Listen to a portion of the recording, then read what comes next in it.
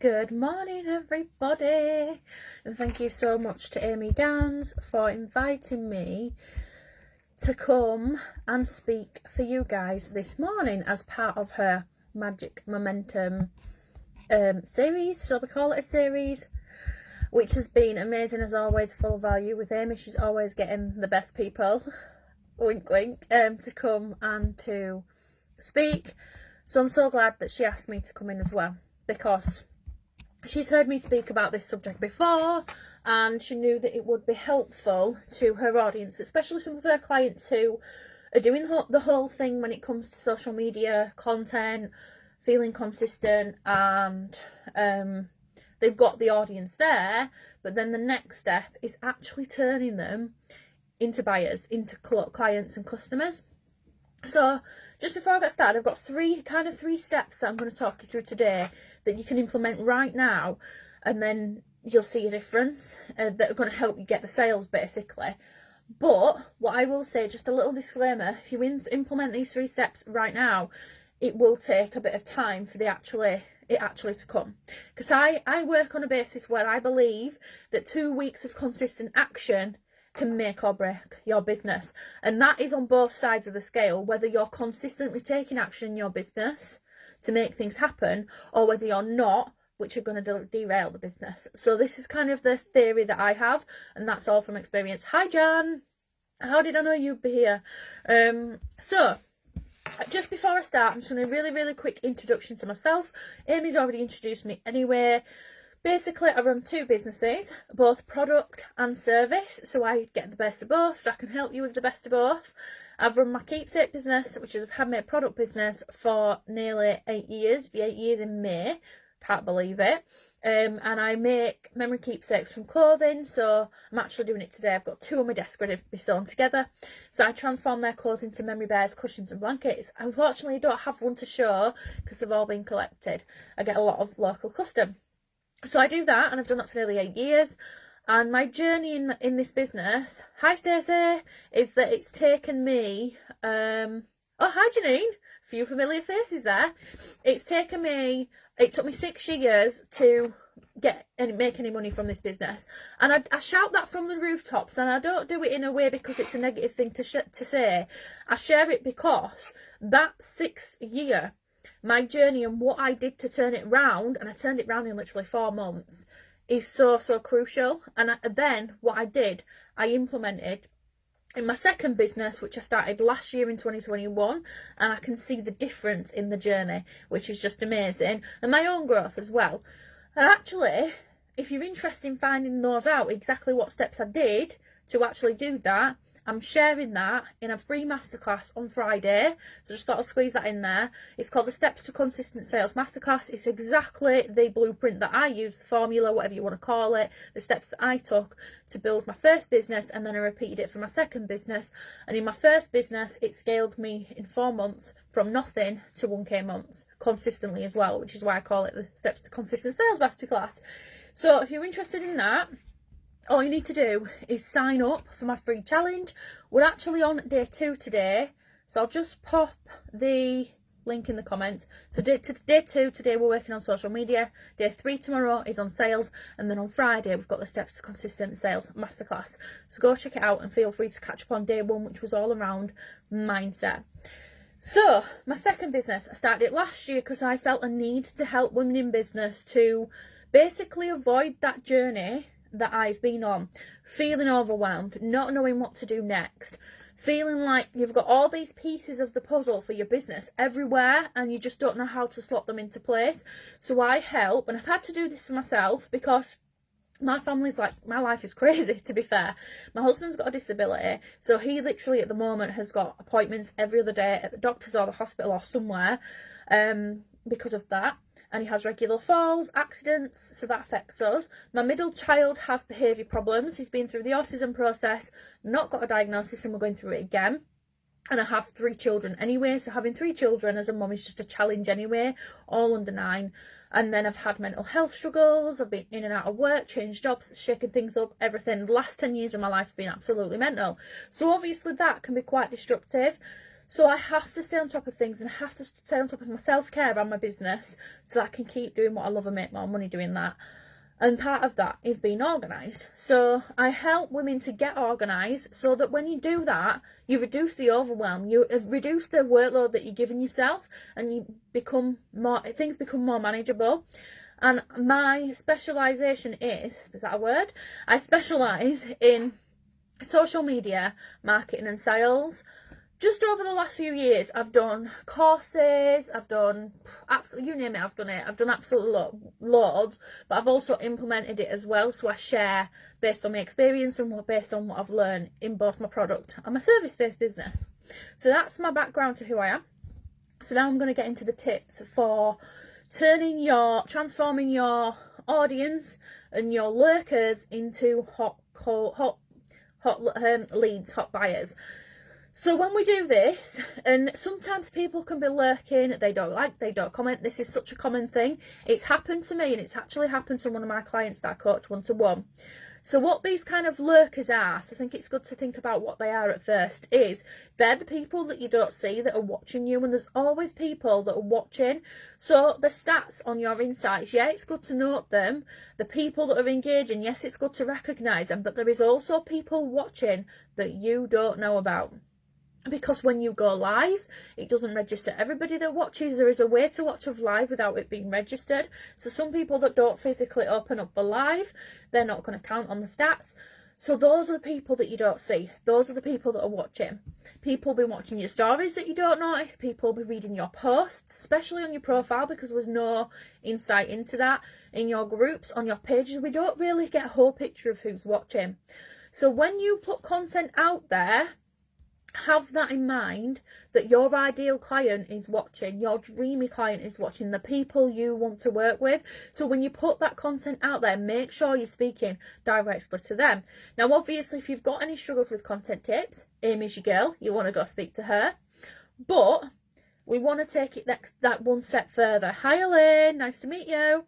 So taking that next step further is getting them from just being someone that watches to actually taking action. But there's actually a middle process involved in all of this that I see doesn't happen a lot of the time. And actually, even when you've got it in place, sometimes we need to adjust and we need to work on it. So even myself, I need to work on it. And actually, this is something I'm massively developing at the moment, because I've done it, I've gone off, and then I'm back around again as my schedules had to change for commitments and things like that. So now I'm creating a schedule and building my business in a way that works for me, that helps me do all of what I'm about to tell you. Because I've done it before anyway, it's just things have had to change. And when you do shift, it's about when shifts do happen. So for example, say you get poorly, or something happens in life that is a disruption. I'm going to say Stacey's moving house. So moving house is a massive disruption because you physically have to move your whole life somewhere else. When you go through things that you can't, like you don't expect, like your husband falling in the shower and burning his leg, which I don't know how you burn your leg in the shower, but he did. It's basically scraped the skin off the bathboard, which is actually there to help him. So typical. It could be falling in the oven like he doesn't, and just hurting himself, which then means there's a disruption because he has appointments, blah, blah, blah, blah, has to have treatment, whatever. It could be your kids being off school because the poorly, which has happened to me, I don't know how many times at the start of this year. You honestly couldn't make this up. To the point my friend said to me, you guys just can't catch a break, can you? And I'm like, no, not really. But we take it as it goes. So when all of these things, whatever life hits you with, it's about having a plan that your business can still run and still... yeah, definitely, ouch. You can still transform those lurkers into buyers. So my 3 steps I'm going to get started with now. So my first step is about value, but I'm not just going to tell you today to put value out, and that's it. I'm going to tell you to create it consistently. So consistently means that you're showing up at the same time, giving value at the same time. So you can do this in different ways. You can share tips. One of the things that Amy shares is about brainstorming all your tips around one content pillar or one subject or one bit of advice that you can give, and then you could do 12 tips. 12 tips, and that's 1 tip every month for the whole year. You could do 4 tips per topic for each month, and that's one tip every week. So that kind of stuff. But it's so much more than just sharing tips. Giving value is about doing it in different ways that reach your audience in the right way. So it can be things like, and when I say consistently, it's got to be in a way that you like doing it, because then your energy is better in doing it. And it's also got to be in a way that your audience enjoys and gets used to consuming it. So I'm just going to use myself as an example. I consistently go live, but there's I used to have a schedule where I did it every Tuesday. People knew I did it on a Tuesday, 10 o'clock on a Tuesday morning. They would show up and they would consume my live. And I used to get some high numbers, and they got used to it. So then when I changed it, it became inconsistent. So now I'm building up to that consistency again. So twice a week, funny enough, I'm going to do Tuesdays. Am I doing Tuesdays? I can't remember what my schedule is, to be fair. I think it's Tuesdays and Fridays, twice a week. I'm going to be live on Facebook and on my Instagram, reaching my audience. Actually, I'm going to be doing Mondays as well for my other business, because I've got two businesses. But let's just imagine we're talking about the one business. Consistently doing an action that gives value to your audience. So what am I going to be sharing? I'm going to be sharing my stories, because your stories around your business and what you do. Oh, hi Amy, I didn't see you that were there. Around your business and what you do give value. They show your experience, they show your knowledge. Second of all, like Amy says, the tips. You could go and talk about, you could do a whole talk or a whole post or a whole video, whatever method works for you in your business. Write an ebook, do a freebie. These different ways of giving value, you could do it around one tip, right? And do it consistently. Well, Amy, you've got my help now. You're in my membership, so we'll be on the way. I can't wait to see what happens, helping each other out. So do it consistently. Find a way that works for you and give value consistently. There's so many different ways to give value, and it's about finding, like I say, what works for you and what works for your audience as well. So if you're not right sure about it, go and ask them. Ask them what they need. Just ask them.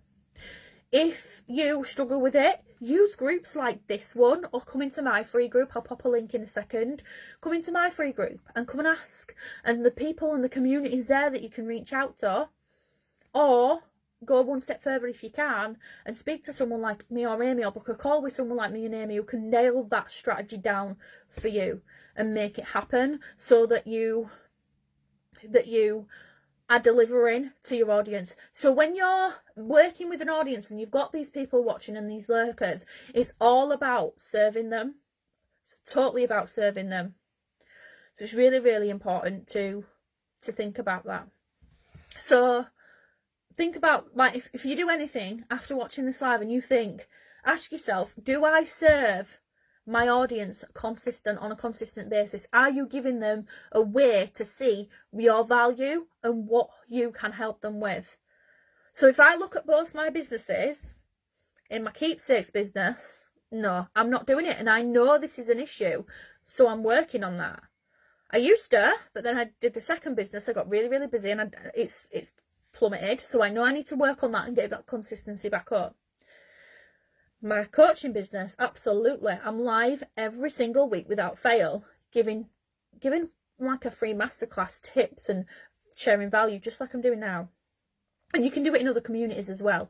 But what I will say is, right now we're focusing on your group, your audience, your people, and turning those lurkers there into buyers. So we're going to focus there for now, because it's so much more important to put 80% of your energy where your audience is, 20% outside to get new people in.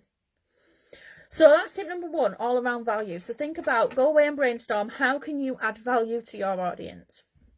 And I really like this live, Amy. If you don't mind, I'm going to pinch it and download it and save it and pop it in my membership, or maybe on my YouTube, because I really like this one. Number two is engagement and relationship building. So when your audience are commenting, if they do comment on your posts, on your content, respond to every single one. Everybody, no matter what it is, try and drum up a conversation, because when you're conversing with people, then what's going to happen? Yes, exactly, Tim. It's Amy, your tip. Perfect example of reusing your content. When you're conversing with people, you're building a relationship, you're starting a conversation. This allows them to get to know you more, you to get to know them more. They build trust with you in whatever it is that you do, and you build trust with them. And it also benefits you in terms of the algorithm, because the algorithm will then say, you two are getting on really well, you're chatty, so we're going to push more of your content out to each other. So if they're in your Facebook group and they comment on your post and you converse with them and then you get into a conversation, it's going to have a snowball effect, so that the next time you post, they're going to see it because they engaged with it last time. And the more they keep on engaging, the more it's going to keep showing for them. And then the third thing is going to help with this as well, but I just want to kind of summarise the engagement and building a relationship. What if those lurkers are not commenting? You need to give them an opportunity to take the next step without commenting on your post, because, and I'm saying this because nobody addresses this, there is actually businesses out there where people don't feel comfortable enough to comment, but they will message privately. And I know this because I've got 3 different clients that have got people in this space. So I've got a client who deals with emotional eating. So people are not ready, even in a Facebook group, to admit that they self-sabotage, that they suffer with emotional eating, that they suffer with comfort eating. So because of that, they won't comment. So what can you do if you're in an industry like that that's a little bit challenging? What can you do to get people to take the next step of being able to connect and build a relationship with you? So one way is to ask them to message you or email or whatever way that works for you. Or maybe if you can see that they're getting involved, reach out to them. And I'm not saying reach out to them like, hi, look at my thing, this is what I'm selling. Reach out in the way of serving. Actually, I've voice noted one of my clients this morning who had this issue. She wants to reach out to people that have said they're going to her event, they've clicked maybe, but they've not done anything. So she wants to reach out to these people, but she doesn't want to be spamming. I've told her, if you go in there and tell them that you've got this free event with this self-care activity, you're helping them, you're not selling to them, it's free, so it's helping them, and they're more likely to check it out because they've already registered their interest. They're like, oh yeah, thanks, I forgot about that. It's helping them. And when we go into business in a way that serves people, whether your product or service, that serves them and genuinely helps them, you put yourself in such a better position to actually lead them into the next step of the sale. And around that, building relationships as well, I've just got 2 more client examples of mine that I want to share, which might just help you a bit further. So I've got a client who runs a business she helps people with self-care practices. So her ideal client, the people that need it, I've actually got a call with her tonight. The people that need it are struggling with mental health. They maybe have anxiety, depression, they need that self-care. Maybe they've got a really busy life, so they just need time for themselves. So because of this nature of this client, this person who's struggling with mental health maybe doesn't feel ready to actually comment on the content and take that next step and engage. And actually, this has been a pivotal moment for my client. She's on my collective program at the moment.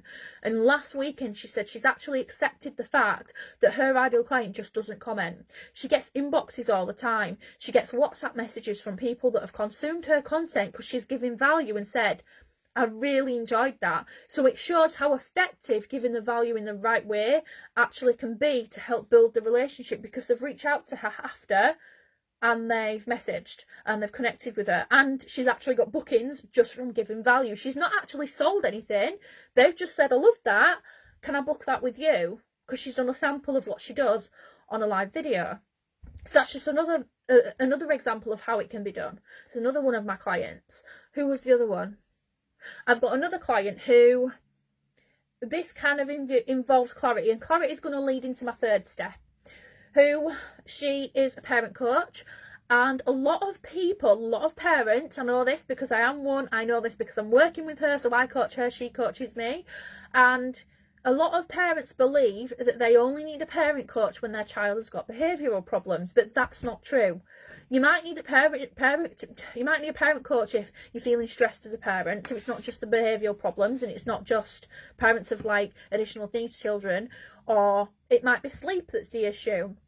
It might be emotions. It might be not the kids not doing the homework, which is something we've worked on, and it's been a massive transition for me and my family implementing the steps we've learnt from her. So the clarity comes in with her and her audience in giving value in a way that shows that not only parents with children with behavioural problems need a parent coach. Actually, there's so much more going on for parents that she can help with. So by being clear on that and sharing that message consistently with value is actually going to lead those lurkers in to say, yeah, I need her. And that's when they're ready to hand the money over. It's not about deceiving people into the sale. It's about showing people the right path. It's about showing people why you are unique and why you can help them with the value and while you're building a relationship. So think about how you can do that within your content, because content is so much more than just saying, I've got this thing, I'm selling this thing, or this is just a tip. It's about having a strategy behind it, and it's about showing your audience who you are, what you do, and why all of this benefits them. Like I say, truly serving. So I just want to catch Amy's comment. I saw a great comment earlier that pointed out we all need a reminder that these events are happening sometimes. Yeah, or Sharon's, yeah. Because this is the thing. Another story here that I like, So basically, I've got a client who, I've got a friend, not a client. I've got a friend who last week ran a challenge, and I took part in that challenge, and she did follow-ups with the people that run the challenge because she was sending emails out, having our system set in place, which is good, social media, but loads of people did not watch this challenge. So when she reached out, it turned out that actually they'd not got her emails. So this is something I'm going to do with my people on my challenge this week, because I didn't used to like doing this, but I know that if they've not got the email because it's gone to spam or whatever reason, or they've just forgot, that these events, these reminders, following up with them is genuinely helping them. So yeah, a sale would be the bonus, but for me, my mission is to help people in that moment. So we've got to lead with not the sale, the how we can help them in the moment. And it's so ironic that I'm saying this, because I'm one of these people that need to be more in the moment, because I'm always like thinking about the past, thinking about the future, and just my brain's fried. And maybe some of you can relate, but if we're just in the moment right now thinking, right, okay, where is this person at, what do they need, and building that relationship with them. So every time someone engages with you or says yes to the free thing or something, that is an acknowledgement that they're interested and they need your help. So that allows you permission to then go and get into their inbox. And I'm not saying please don't go in spamming them with sales posts, but get in there and have a conversation, find out what they need help with. In fact, Amy does this, because I know she does, because she tells me, and she's done it to me. She's checked in with me, and sometimes she does it just at the right moment where, you know what, yeah, Amy, I actually need help with this. And then it makes such a difference, because then she is going to be the go-to person when you need content help. Just like I want to be the go-to person when you need help with your business, with your strategy and your sales. My throat's hurting now. I had a client, a customer bought me some chocolates last week, and I've only had 3. I had 3 yesterday and 3 the day before, and let the kids eat the rest. And it's affecting me. Oh, I can't even have 3. How annoying. Anyway, so that aside. So it's really important to build those relationships and have clarity when you're doing it. So my third tip, because I feel like I've been going on forever now, is call to action. I'm just going to Sophie's comment. I don't offer value. This is where I struggle with it. This is why then people, and this is why you might feel the struggle, because if you don't know how to offer value, you need to dig deep and figure out what it is. So first of all, probably go back to ideal client. If you've done the ideal client work, whether you have or haven't, go back over that. Second of all, really just even list. This is something I do on my collective program with my girls. So in one point we do ideal client work, but we also work on our products and service, and we list the features and the benefits, because everybody I see, not everybody, most people sell the features, but they don't sell the benefits. And this is why we don't actually get the sale. We're not selling the product, we're not selling the thing, we are actually selling the how it helps people. Yes, exactly, Amy. There is always value.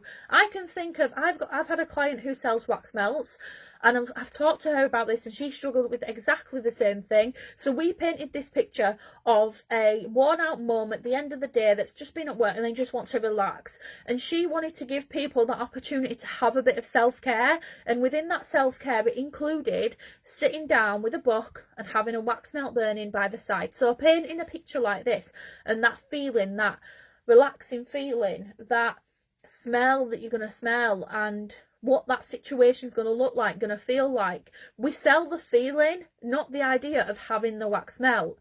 It might sound quite weird to do at first, but it's so powerful. Give it a try. Write a post about this kind of desire, this situation of having a relaxing afternoon with your wax melt burning, your book in your hand and your feet up. Maybe the sun's shining. I wish it was shining because it's not today.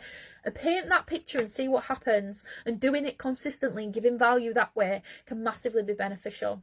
So tip 3, call to action and clarity around it.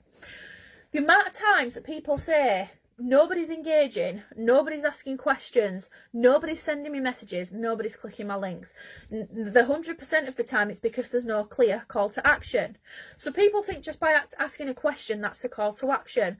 Yeah, it is, but it's not a specific call to action. We need to be specific because of how busy people are on social media these days. So we need to make sure that when you're doing it, you're clear around what you want them to do. Do you want them to message? Do you want them to comment? Do you want them to click your link? What is the action that takes them to that next step? So obviously if you get them to comment, that's when you can start a conversation. If you get them to inbox, again, start a conversation. And then if you get them to click the link, when that link opens, first of all, it needs to be relevant on what you've just talked about, the direct link. Also, the page to land upon needs to, again, have a call to action because you've got 3 seconds to capture someone's attention. When that page loads up, if it's not specific for what they want, then you need to capture their attention, get them taking the next step. It's about making the process super easy. And for this reason, I'm actually recreating my Keepsakes website because I want it to be more valuable. And by doing that, I'm probably helping myself in terms of SEO as well, and user-friendly and easeability. We need to make things easy for people, and this is where call to action comes in. So it's having clarity exactly what your call to action is, where it takes them next, and what your action is in response to that as well. So I'm just trying to catch the comments. It's gone funny. Don't do it enough. So if you think that's what you don't do enough, then what's the thing that you need to do? Start putting more call to actions in. Would you do the same call to action? No, definitely not. Different call to actions. So basically, when you're marketing, you're going to have different call to actions based on where you are in terms of the phase of your launch or the phase of what your end goal is. So every post you do should have a goal. Every action you take should have an end goal. So your call to action is going to be based on that end goal. So it does need to switch up a bit. So for example, I'm about to start entering into work. So I'm coming to the end of my current launch because my business is on a launch basis, but I'm aiming to take it from launch to non-launch, fingers crossed. Be a mix of both. But when I start this new launch, my first phase, the call to action is going to be getting them to sign up to my free thing. So then in phase 2, and absorbing my value, through the whole of the phases, it's going to get them absorbing my value. And I aren't going to go too much into this because this is something I do with clients. But yeah, phase 1, value, call to action, sign up to free thing. Phase 2, again, consistent value, absorb the free thing. So whatever, deliver that free thing. Phase 3, again, consistent value, but also that's when there's the opportunity to buy. So about consistently having value throughout, building those relationships throughout, and obviously call to actions that are relevant at that time and clarity around them. It's the benefits I don't do enough. I always have a call to action. All right, okay. So the benefits. Okay, so then now you know what you need to go work on, the benefits. Literally listing it, I find massively helpful. I'm about to write, hopefully in the next week or so, 2 sales pages for 2 upcoming projects. And what I'm going to do is I'm actually going to start with listing what they get and the benefit of that before I write the page. So it's ready, it's there, it's clear. I'm going to list the call to action. It's going to tell them what they get, how it's going to transform their business. And I'm also going to write some key words that are going to help me create the content for the value before they've even signed up for the thing. So I've actually given you a lot in this live. I've given you so much. This could have been a whole blooming masterclass, but hey ho, this is something I'd do with my clients. So if you've enjoyed this and you want to hear more talks from me and help with your business, come and join me on my challenge or come and join me in my free group. Let me know in the comments how you have found it. Have you learned anything new? What is it that you're going to work on? And if you watch this back on replay, say hello and let me know you've been here.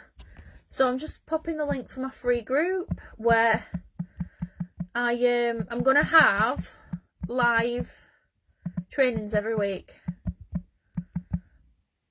And I've got my first few coming up this week. So there we go. There's the link in the comments. So this week I'm going to be talking about two things, one in my group and one on Instagram. I'm going to be talking how I built my business up to be able to invest in a coach, because I know a lot of people want to do that, but they struggle with it because they can't afford it. So I'm going to help people with that. And then the second thing is what to do to start getting sales. So because there's a lot of people that are saying that they're lacking with sales. So I'm going to talk about that as well and what we can do right now to start getting those sales in. And some of it does include what I've just talked about now. So yeah, hope it's helped. I'm going to go now because I've got 2 memory bears to sew before my challenge at 12 o'clock and a drink to have because my throat's hurting and my head's hurting a bit. So I'm possibly a bit dehydrated. And then this afternoon, I'll be recording a masterclass for my clients. I'll be prepping some launch plans and some bits and bobs, and then I've got a lovely Reiki session tonight, so I'm looking forward to that, a distance Reiki session. So I've got both business and self-care today, so I'm really looking forward to that. And whatever you're doing today, I hope you have an amazing day and go and implement some of what you've learned this morning. I'll see you all later. Bye.